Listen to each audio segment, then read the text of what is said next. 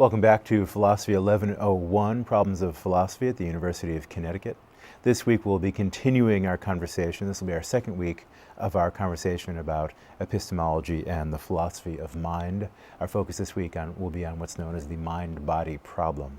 But we're continuing our discussion of Descartes and his meditations. And just by way of a brief review, I want to remind you that as of the end of the second meditation, Descartes takes himself to have established a couple of things. First of all, that he exists by means of the cogito ergo sum argument. Secondly, he takes himself to know how things seem to him to be, so that even if he can't be sure, for example, that he's got a pair of hands, he can be sure that it seems to him as if he does.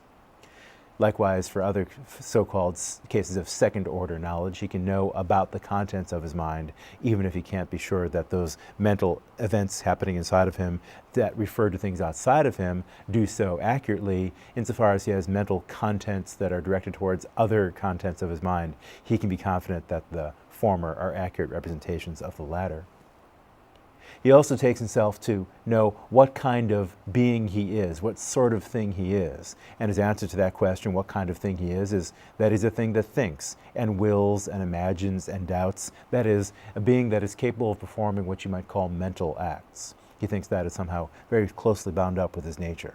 He also takes himself to have established what kinds of properties external objects would have if there are any. He doesn't take himself to have established that there are any external objects, but he thinks that he knows that if there are any objects external to his own mind, he knows what they would have to be like. In particular, they would have to be the possessors of only primary qualities, no secondary qualities. So remembering what we discussed about the piece of wax passage, that piece of wax passage is one that Descartes takes to have established that objects in the external world, if there are any, can only be accurately characterized in terms of the primary qualities of extension, number, location, what we might now call mass, location in space-time, and so on, as opposed to these secondary qualities which are not part of their nature. For example, things such as taste, color, smell, feel to the touch, and so on. Those are secondary qualities that are, in a sense, in us rather than in the objects themselves, according to Descartes. Now, as we move into meditation 3, Descartes provides what you might think of as an unusual cosmological argument. He suggests that he finds inside of himself, in particular something inside of his mind, that he thinks can only be explained by supposing that something like a GCB put it there. He writes on page 31 of the Meditations, "For although the idea of substance is in me by virtue of the fact that I am a substance, that fact is not sufficient to explain my having the idea of an infinite substance, since I'm finite, unless this idea proceeded from some substance which really was infinite." His idea there is as follows. He has the idea of an infinite substance, a thing that is limitless in every way, perhaps. And his thought is, well, I've got this thing inside of me, an idea of an infinite substance, and I don't think I could have created it. I don't think I could have been the source of that idea. It's, in a sense, too great, too perfect, too beyond my consideration and my understanding for me to have produced. And therefore, it must have proceeded from something that had an equal amount of infinity in it, of intensity, so to speak, inside of it. And that, he thinks, could only have been the GCB, that is, a being that is the greatest conceivable. So he gives, in a kind of, on the basis of introspecting and finding himself with the idea of an infinitely perfect being, an infinite substance, the idea, he concludes, is that that could only have come about if it were created by a GCB itself, in a way not too dissimilar from Clarke's later argument suggesting that if we want an explanation for the entire infinite series of causal beings, of dependent beings, we've got to posit at least one independent being as well. So too for Descartes, his own kind of introspective cosmological argument is one that he tries to use to show that by just introspecting and finding this idea of a very peculiar kind inside of me, the only explanation I could give of where that could have come from is that it proceeded from something very peculiar also, namely a GCB. Now that is the main thing I need for you to know from Meditation 3, that Descartes gives what he takes to be a persuasive theistic argument. We don't ourselves have to decide whether that's a good argument. For our purposes, it's enough to understand Descartes that he gives what he takes to be a persuasive one, because that's an important piece of background for what happens in Meditation 4. In Meditation 4, he provides what you might think of, so to speak, as a new rule of logic, a new kind of inference rule, which he states as follows on page 36. Whatever I clearly and distinctly perceive must be true. And his idea there requires some unpacking, so I want to do that now. Descartes has the following really interesting idea. Let's now assume, on Descartes' behalf, in order to understand where he's coming from, that a GCB exists. And Descartes points out that ignorance is a kind of evil. That is to say, if there's some way in which I've fallen short of some reasonable standard, it's when I am ignorant or in error about some fact of the matter. Now, it might be that the evil that corresponds to my ignorance or error is not as extreme as if I were intentionally to cause somebody harm, or undermine somebody's credibility, or lie to them, or in some way exploit them. So, this notion of evil might not conform to either our definition of physical or moral evil, but Descartes seems to make a reasonable point in saying that in a way, being wrong or just being ignorant about something because I just don't have an opinion about it all is a form of evil. It's a way in which I'm lesser than I might have been because I'd be more if I had knowledge about at least some significant matter. So for Descartes, error is a kind of evil, but he also points out that God, being an omnipotent, omniscient, omnibenevolent being and so on, would not permit intractable evil, that is, evil that cannot be improved upon or otherwise justified. So if error is a kind of evil, and God, being a GCB, would not permit any intractable evil, then the following seems to hold. If I use my faculties in the most careful, rigorous, self-critical, circumspect way, then if I find myself coming to a conclusion, then that conclusion must also be true. That conclusion must also be correct. So again, the idea is, suppose I'm doing a mathematical calculation, and I'm doing my absolute level best to not make any errors. I check my work multiple times. I make sure I've got all the formulas right. I make sure my calculator is working properly, and if I have any doubts about it, I'll calculate things by hand. I double check and triple check my work, and I get to a certain conclusion. That, for example, there's a certain amount in my friend's checking account, or that the slope of a line is thus and so. The idea of clear and distinct perception is that if I do my intellectual best in coming to that conclusion, then given that error, if I were to have made an error, I would have been involved in a kind of evil. In that case, the error could not have been my fault. And Descartes assumes that, therefore, assuming that I'm not taking anybody else's word for anything, I'm not following anybody's words on trust or their testimony, I'm just thinking things through on my own, Descartes says, well, if I still end up being in error, then it would have to be God's fault.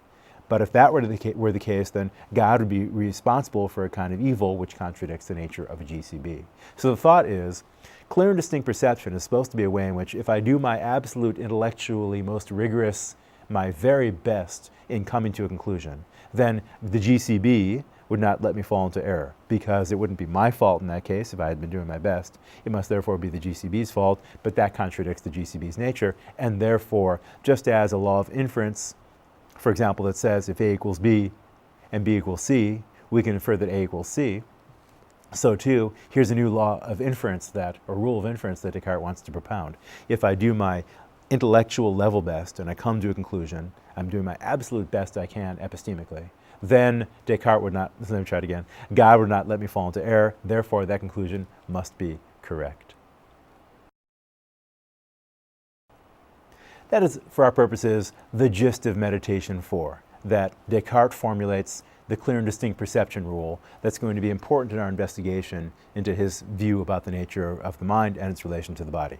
Now we can do a very quick tour through Meditation 5. For our purposes, Meditation 5 is just a different form of a theistic argument. There, Descartes gives his own version of an ontological argument, which for our purposes is a bit redundant. We already take Descartes to have established that the GCB exists. So for your purposes, breeze through, scan, skim, whatever Meditation 5. You don't don't have to worry about the details there. What matters is what happens as we get into meditation 6, because at that time, Descartes now takes seriously the question what a mind is. And let's just back up from Descartes' own text for a moment and ask ourselves that question, precisely what it is for a thing to be mind, or for an individual, an entity, to have a mind.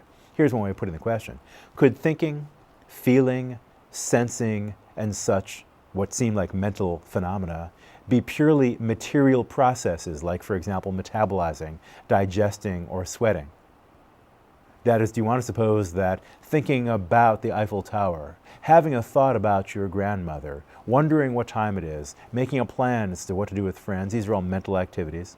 Do you want to suggest that those are all physiological processes happening inside of your central nervous system, in the way in which metabolizing is a process that happens inside of your gut, or at least starts in your gut, digesting is something that happens in your gut, sweating is something that happens in your skin? If you want to say, no, thinking is somehow above and beyond all the physical things that happen in and around my body, if that's your position, and many people have found that position attractive, then you might ask, well, how then do mental phenomena interact with physical phenomena? Because it sure seems like thoughts that I have, plans that I formulate, questions that are in my mind can bring about physical changes.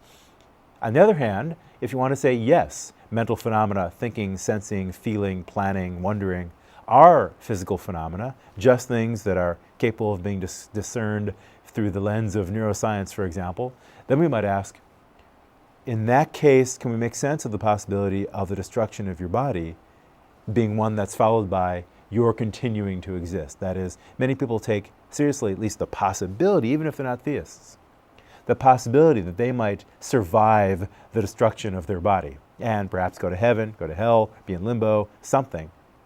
But if that's the case, how could a purely physical system, when it's destroyed, for example, perhaps your body is incinerated, perhaps you are burned into ashes after your body ceases to function. If you want to suggest that even then there could be a self, an I, that continues to exist, it's not clear how that's possible on the sort of materialistic view of the relationship between mind and body. Descartes wants to address this very question, and he's going to defend a certain position about the relationship between mind and body. And to understand that, I want to start out with what he thinks of as an axiom of identity known as the indiscernibility of identicals. The indiscernibility of identicals says this: if X and Y, for any entities X and Y, perhaps Superman and Clark Kent, perhaps the morning star and the evening star, perhaps Mark Twain and Sam Clemens, X and Y, if they're identical, then any property or feature or characteristic that one has, the other one has as well, and vice versa. So if Mark Twain has a certain property of, for example, having a certain mass or location in space-time, age, etc., then so does Sam Clemens, and vice versa. For any X and Y that refer to the same entity, if X has a property, then Y has a property too. I'm being a little bit sloppy with what philosophers would call the relationship between usage and mention. For our purposes, I don't think we have to worry about those details here. All right, so we have an axiom of identity. And now I also want to help you to give as background the idea of what's known as a modal property. A property, a broader notion, is just anything that characterizes you. Having a certain mass, having a certain location, being tired, being happy, wondering about when lunch is going to be, etc. Those are all properties, things that are characteristics that you possess. Whereas a modal property is something that pertains to things that you are capable of doing. So, for example, you are perhaps capable of running an 8-minute mile. You've got the modal property of being capable of running an 8-minute mile. That doesn't mean you're doing so right now. You might be sitting comfortably, I hope you are, sitting comfortably somewhere watching this lecture. But if you have that modal property, that means that if you choose to run at a good speed, under right conditions, good weather, etc., no huge obstructions or injuries, then you will be able to run a mile in 8 minutes or fewer. That's a modal property. Just as being capable of eating 5 pizzas in 1 hour. I don't have that modal property, but many of you probably do. Salt has the following modal property of being soluble in an unsaturated fluid. Gasoline has the modal property of being likely to combust when being touched by a match, for example. So many of the things around us have not just properties, but this special kind of properties known as modal properties, which have to do with what they're capable of doing. I'm sure you can think of many more examples than that. So these modal properties are characteristics of what a thing is capable of doing. And now I want you to consider the following modal property that many people take themselves to have.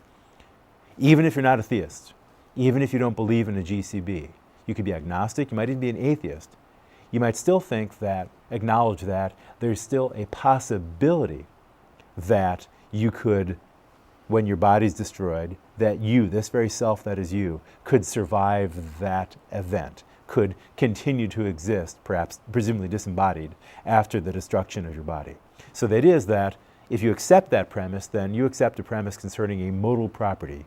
That modal property is one by virtue of which we can say you have the capacity to survive the destruction of your body, or to put it synchronously, you have the modal property of being capable of existing without your body. So to put it in Descartes' terms, Descartes would put it as follows. I clearly and distinctly perceive the possibility of my existing without my body. I think through a scenario in which I exist but my body is nowhere. And Descartes says there doesn't seem to be any contradiction there. There doesn't seem to be any incoherence in the idea of there being a self that exists even if I don't have a body anymore. And now, according to the clear and distinct perception rule rather, Descartes infers I could therefore exist without my body. My mind thus has the property, or this very self has the property of being capable of existing without my body. That is, as you now know, a modal property. That's premise 3. But premise 4, my body does not have the property of existing of being capable of existing without my body. My body does not have the modal property of being capable of existing disembodied. If something were disembodied, it couldn't be my body, this very body.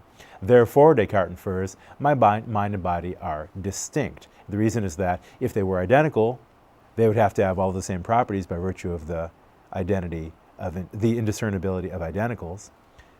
But they don't have all the same properties. My mind has a property that my body does not have. Which property? The modal property of being capable of existing disembodied. Therefore, they can't be the same thing. This is known as the body detachment argument. You see it on page 51 of the Meditations, and Descartes uses that as a very powerful line of reasoning, purporting to establish the conclusion that my mind and body are distinct. And notice that that can generalize in a very powerful way to get you to see that, okay, my mind is distinct from my body, and indeed any physical thing that is connected with, part of, or otherwise associated with my body, including my central nervous system. So this is a different point from the one that we're making when we talk about Zeke removing your brain from your cranium and letting it float in a vat of fluid during which he stimulates your brain with impulses. This is different. This is supposed to be the idea that my mind could exist in a way that is distinct from any physical object at all, including my central nervous system. And Descartes' idea is, given that it could exist distinct from any such thing, it therefore must in fact exist distinct from any such thing, for the reason that, just by virtue of being capable of so existing, it has different properties from any physical thing, and therefore is distinct from any physical thing. So that is one powerful argument in favor of Descartes' conclusion that mind is distinct from body, and not just your whole body, but also even your central nervous system. Notice also that Descartes will say, and this is something that we often need to be clear about in explaining Descartes' position, it's not right to characterize Descartes' position as just saying mind and body are distinct, because after all, my left hand and right hand are distinct. Descartes' position is more dramatic. It's that my mind is distinct from any physical thing. My left hand is identical with perhaps a collection of skin and bone and blood and cartilage and so on. It's identical with some physical things, whereas for Descartes, if his body detachment argument is right, then the mind is distinct from any physical thing whatsoever. Descartes gives a different argument for his position on page 56. This is sometimes referred to as the divisibility argument. It goes as follows. The intuition is that my mental characteristics, mental things such as thoughts, have properties that physical things do not. Namely, mental things do not have the property of being capable of being divided, whereas physical things do. That's why this is known as the divisibility argument. Premise 1. Any piece of matter can be divided, whereas, and Descartes writing at a time when he does not think that matter is going to be ultimately analyzable into indivisible atoms or subatomic particles. He's holding, with many other scientists, philosophers of his day, that matter is infinitely divisible. So he holds any piece of matter can be divided. Premise 2, many mental things cannot be divided. For example, it doesn't make much sense to ask what it means to ask what is the left side or exterior or bottom half of your thought that the Eiffel Tower is tall. You're certainly capable of thinking that the Eiffel Tower is tall, but it's not clear what it would mean to have part of that thought, to divide that thought into halves or quarters or the inside and the outside. So it seems like at least many mental things cannot be divided.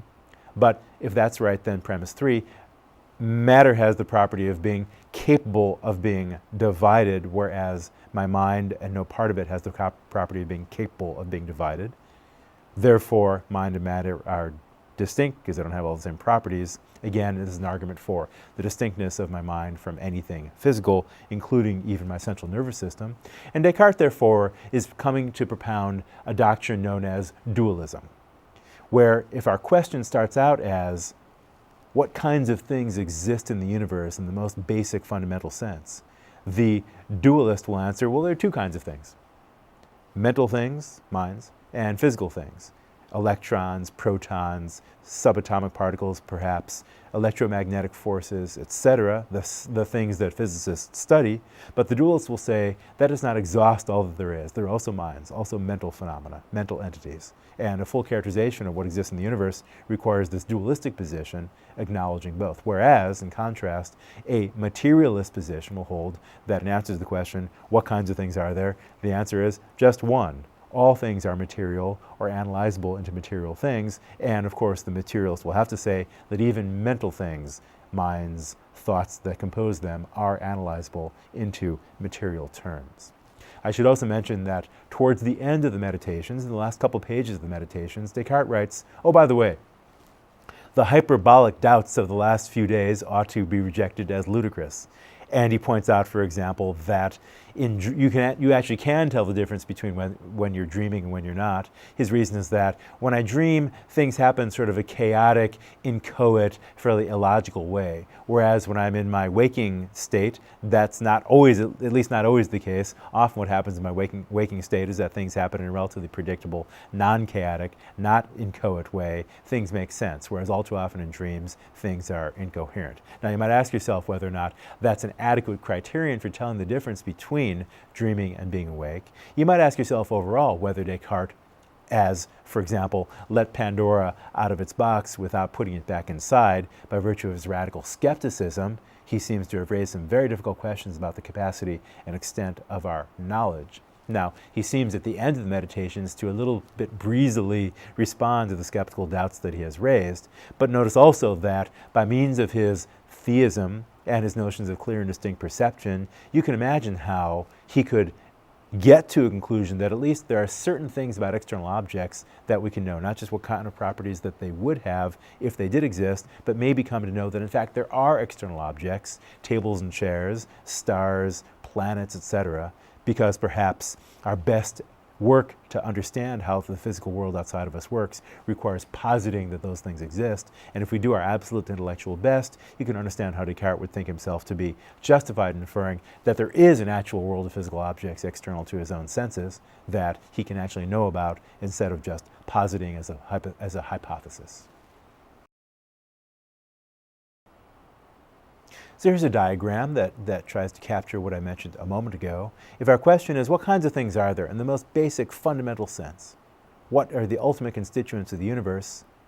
The dualist will say there are two fundamental kinds of things, mental and physical, of course, and more precisely, mental phenomena, thoughts, experiences, emotions perhaps, are not identical with or otherwise reducible to anything physical, whereas the monist is going to hold there's only one kind of thing. Notice that monism does not require that one holds that that one kind of thing that there is must be physical. There's a perhaps exotic version of monism that says that the only things that exist are in a sense mental.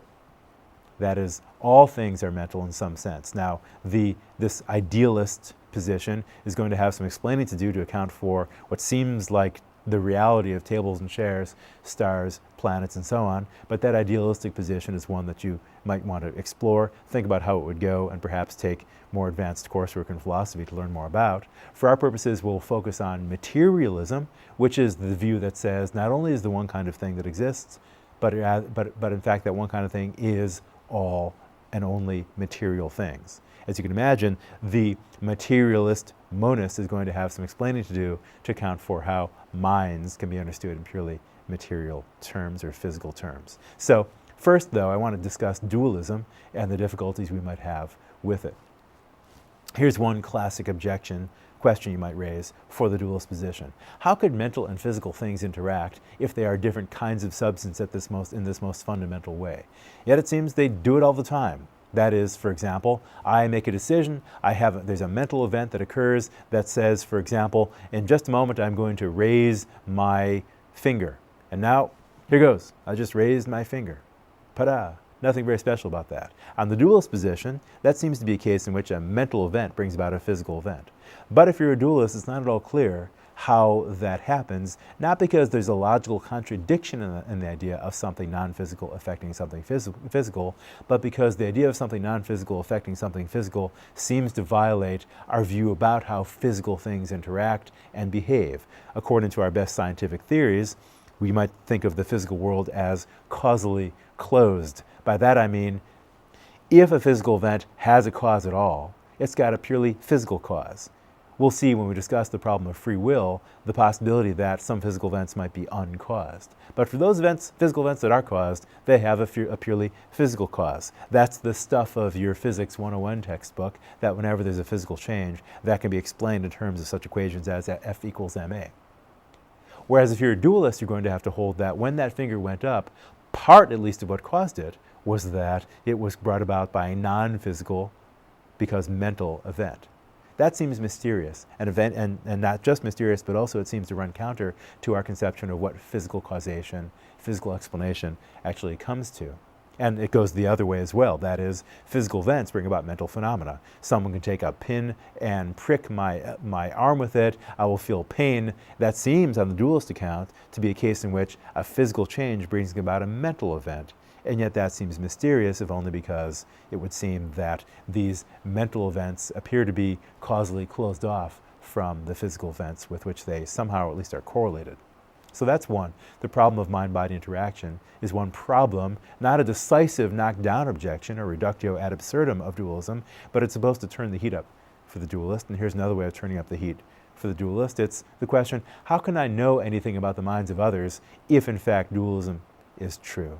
That is, I can make hypotheses about other people being brought to perform the behaviors that they do by virtue of the supposition that they've got thoughts, intentions, plans, emotions, experiences that bring those things about. But in fact, it seems I could never know for sure what's going on outside of my own mind, because after all, if I were to take another human body that I thought perhaps might be the possessor of some thoughts, and, for example, perhaps with the help of Zeke, take their central nervous system, or at least their cranium, their brain out of their cranium and cut it open, all I'd see is neurons, blood, and other such like in the central nervous system. Wouldn't be able to see any thoughts.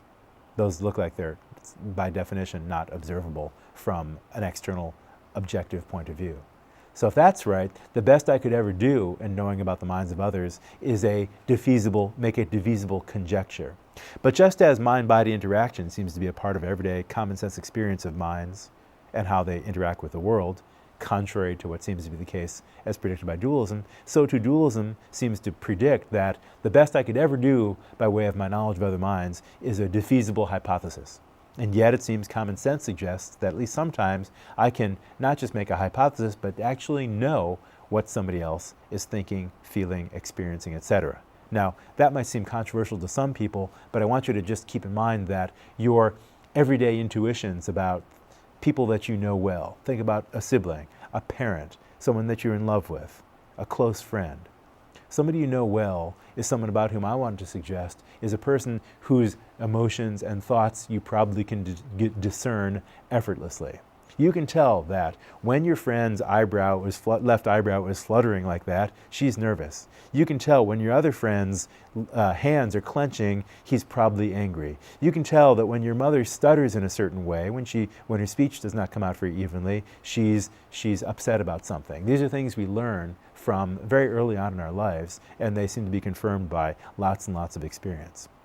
That is to say, we seem to be able to know perfectly well, at least with the people that we know well, what's going on in their minds, and yet dualism seems to make a mystery of that phenomenon. So, by way of two objections, they're not reductio ad absurdum types of responses, but they're ways of putting some pressure on the dualist position. You might ask, even though the argument for dualism, in particular the body detachment argument, seems to be a powerful one, it seems to yield some surprising conclusions. So our question should be, should we accept dualism and just accept those surprising conclusions, or can we do better? After Descartes' death, there was a huge growth of Cartesianism in Europe, especially continental Europe. And many people styled themselves Cartesian philosophers. There were people that philosophized about the nature of the mind and its relation to the body. There were theologians who were influenced by Descartes, and there were even scientists who took themselves to be doing kind of Cartesian physics. The Cartesian physics did not last for very long. It was supplanted by more sophisticated scientific theory. But Cartesian philosophy, in a way, had a big influence because, and in particular because, the dualistic position that Descartes argued for was one that was accepted, even though it had been familiar from before, even as far back as Plato and Socrates' time. Still, Descartes put a sharp formulation of dualism that made it possible to understand a clear version of that view, and it was very influential, to the point that it has become almost common sense to think that on some level, this very self, is distinct from the body, if only because I could survive the destruction of that body.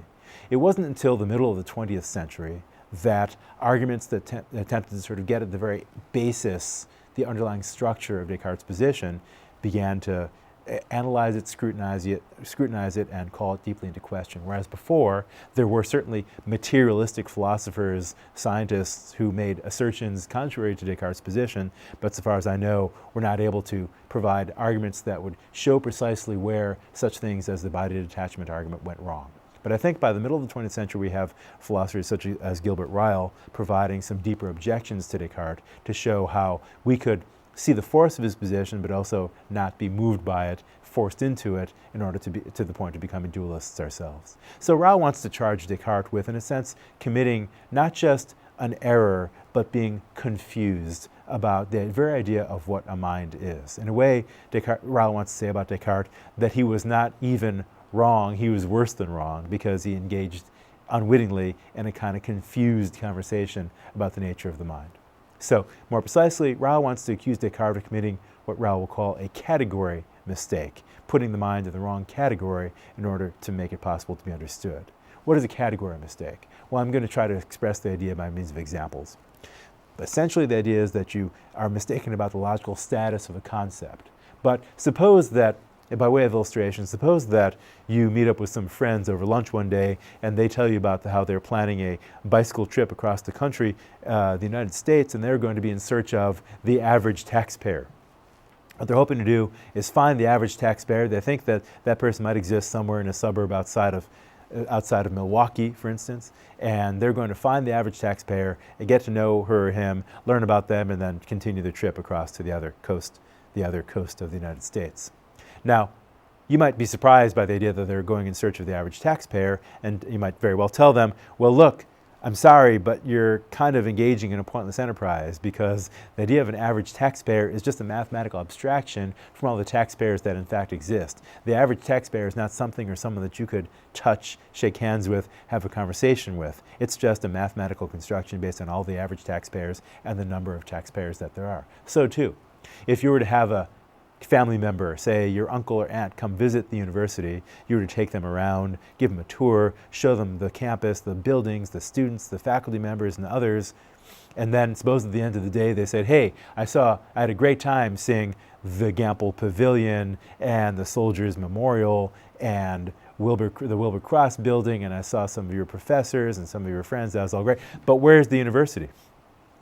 If they were to ask that question, you might accuse them of committing what Rao would call a category mistake by pointing out that the university just is all those different things interacting with each other reasonably smoothly, reasonably efficiently. It's not something that exists over and above all of them or separate from them as another particular building or institution. The university just is all those things interacting. So too, Rao gives the example of esprit de corps, a sports team, soccer, baseball, cricket, football, rugby, you name it, can or might fail to play with esprit de corps. But what it is to play with esprit de corps is not a matter of having another player doing a certain job on the field. Rather, it's when a team is playing with esprit de corps, they are all playing, all the usual players that you had before, but playing in a certain way. So esprit de corps is not another player or another substance, it's rather how the players play the game that they do. So too, Rao wants to suggest, Descartes commits a category mistake about the nature of the mind. It's not a substance at all, Rao will claim. Rather, if you think about what intelligence is, it's not an extra thing lying behind behavior, but rather it is the actual nature of the behavior itself. So some of you might have seen the movie Forrest Gump, in which the character Forrest Gump's mother is often reported as saying, stupid is as stupid does. I think Rao would want to say that's right, and also that smart is as smart does. More precisely, smart is as smart does or tends to do. So intelligent behavior is seen in such things as being funny. A person can be funny because they manage to get other people to laugh. And being funny is how you clown around, how you joke, the timing with which you formulate lines and so on. It doesn't matter what's going on inside of your head, for example. Or imagine playing tennis in a cunning way. That means foreseeing the things that your opponent is likely to do and then sending the ball in the opposite direction so that they're tying themselves in knots in order to get across the court to get to the ball. Tennis played cunningly is a way of playing tennis intelligently, and it's a matter of how you play, not what goes on inside of a occult place known as your mind. Again, playing chess aggressively is a matter of tending to dominate the center of the board. Somebody who plays chess aggressively might very well be likely to win against certain kinds of opponents, but again, that's how you play, not what goes on inside of the privacy of your thoughts. Or a sensitive conversationalist is someone who knows how to take into account the needs, the concerns, the questions, the unclarities of the conversation partner instead of dominating it and just talking about themselves all the time. A sensitive conversationalist conversing sensitively is one way of being intelligent, Rao will say, but it's not a matter of what goes on inside of an immaterial substance so much as it is a matter of how you converse, how successful you are at doing so. So Rao is going to say that being successful in interacting with the world, including other human beings inside of that world, is a matter of doing it intelligently, doing it effectively. And that's behavior and dispositions. We can go back to our modal properties, dispositions to intelligent behavior. So for Rao, what it is to have a mind is not a matter of being in possession of an immaterial substance, but rather it is being disposed to behave intelligently. And that's something that is fleshed out, manifests itself in thousands of different ways. Playing a sport cunningly, joking effectively, listening sensitively, and the thousands of other things that you track when you are watching, say, a friend or a potential friend and seeing how they behave, what they're made of, the thousands of other things that you track as you discern what sort of dispositions they have. Those are all qualities of mind for Ryle. Those are all qualities of mind that are manifested in what you do.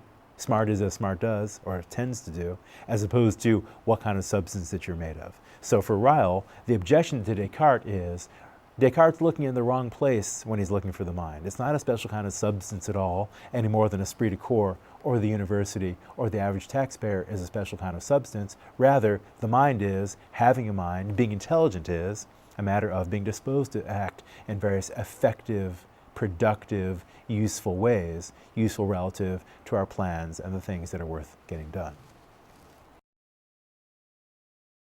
So Gilbert Ryle has an objection to Ryle, which says not so much that he's wrong about the relation between the mind and the body, but that he's worse than wrong because he's confused, that Descartes is confused, that he's got a misconception about the nature of the mind, that it's not a kind of substance at all, but rather having a mind, more precisely Ryle would prefer to say being intelligent, is a matter of how you behave or are disposed to behave.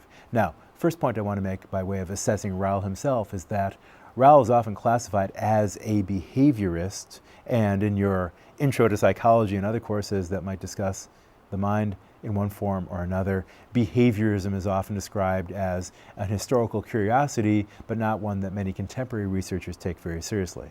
Now, that might be an accurate characterization of other types of behaviorism, such as that propounded by Watson, Skinner, and others, according to whom either positing the mind, positing mental phenomena was bad science, or positing mental phenomena was unnecessary and unlikely to produce testable scientific hypotheses. Ryle's not interested in formulating a scientific psychology, though. He's more interested in helping us get a clear sense of our common sense notion of mentality.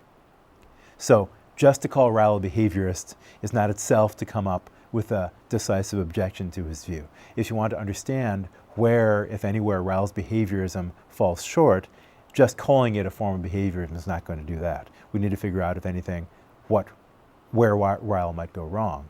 Now, a couple questions you might have in mind as you think about that. First of all, Ryle's objecting to the very formulation of the mind-body problem. In answer to the question, what kinds of things are minds, Ryle's not saying, he's certainly not accepting dualism, but he's also not accepting materialism. He's not accepting the claim that minds are physical things, because for Ryle that would be committing him to the view that minds are things, that they're substances, and he thinks that's confused, as we said. For Ryle, rather, the whole question concerning the mind-body problem, what kinds of things exist in the most fundamental sense, is for him a confused question.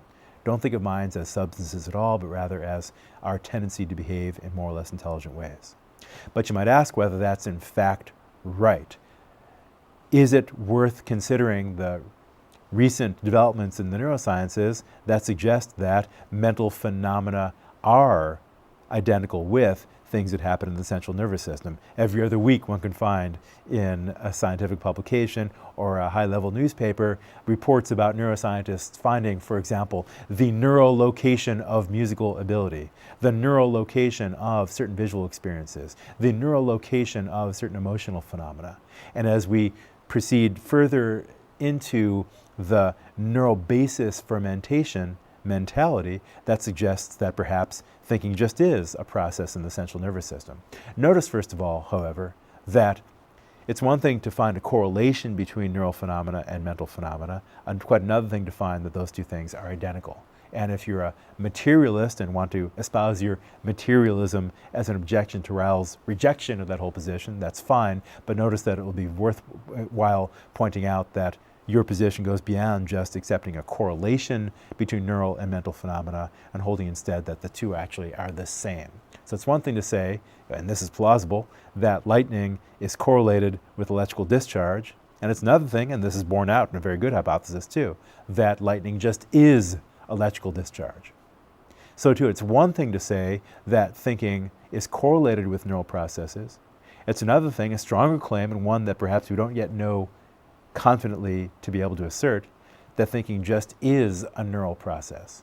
If you want to make that stronger claim, you're welcome to do so, but keep in mind that requires some argument. It's not something that we can infer just from the correlation claim. If we were to do so, that would be something akin to a post hoc ergo propter hoc fallacy. The inference itself cannot be made in a way that's logically valid. The conclusion might still be true, but if it is, you need to explain why you think it is instead of just asserting it. First point. Second point, this is more of a perhaps direct objection to Ryle's position. Think about mentality that seems to occur in a way that's disassociated with any behavior or disposition to behavior. Suppose you just had a major operation during which you got a general anesthetic and you just woke up, but you're in a completely dark room and you're not able to move any of your muscles yet.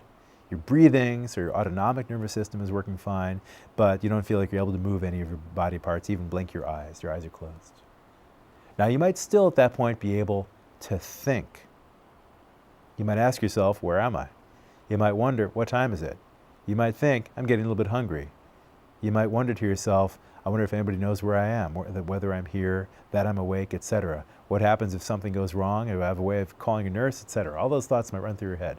Those are thoughts. Those are mental phenomena that are not themselves now, it seems, being manifested or expressed in behavior. But at the same time, it seems like it's not clear what it means to say you're disposed to behave in a certain way by virtue of having the thoughts that you do. So one thing you might think about, but we have a potential challenge to Raoult's position, is even taking the measure of his perhaps more sophisticated form of behaviorism as compared to those of, for instance, Watson and Skinner. You might ask yourself, can Raoult's even more sophisticated form of behaviorism acknowledge such facts as lying awake in your hospital bed, recovering from a general anesthetic, being totally emotionless, and still having thoughts? Those are thoughts that seem not to be connected in any direct way with behavior, so how can Raoult make sense of them? In fact, you might even consider a tougher objection to Raoult the phenomenon known as locked-in syndrome. In locked-in syndrome, you are, to a greater or lesser extent, paralyzed all the way with all your muscles. In some cases, patients with locked-in are able to move their eyelids, in other cases not. Let's suppose that you're not even able to move your eyelids, so not a single muscle is one that you're capable of moving. In someone locked-in syndrome, presumably at least for a short period of time, they're going to be able, I would expect, to have thoughts, to think things, to wonder, to form mental images, to feel emotions, to feel frustration, longing, regret, presumably some pain as well. Those are mental phenomena. Now it seems even more severe, a more severe distinction, fissure between their thinking and their behavior and their dispositions thereto. The phenomenon of extreme locked-in syndrome looks like it's a potential challenge to Raoult. So you would do well to think about how deep a challenge is this? Does this refute Raoult's position, or is something like a more sophisticated version of Raoult's position capable of responding to and acknowledging this phenomenon without having to give up the spirit of his version of behaviorism and thereby the spirit of his objection to and resistance against the dualistic heritage that he wants to respond to, going all the way back to Descartes?